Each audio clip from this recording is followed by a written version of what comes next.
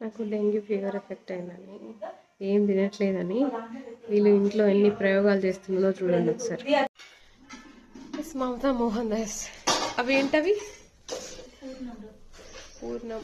So ఇదేంటి?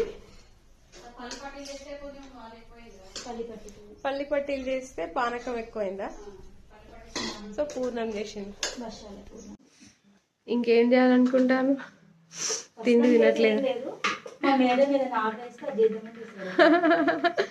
తిండి తినట్లేదని ఇది ప్రయోగాలు చేసి, ఏంటబ్బా మంచి వాసన వస్తుంది, నా ముక్కే మూసుకుపోయి పని చేయట్లేదు, అలాంటిది ఏదో వాసన వస్తుంది ముక్కులోకి వచ్చి చూస్తే రకరకాల ప్రయోగాలు చేస్తున్నారు.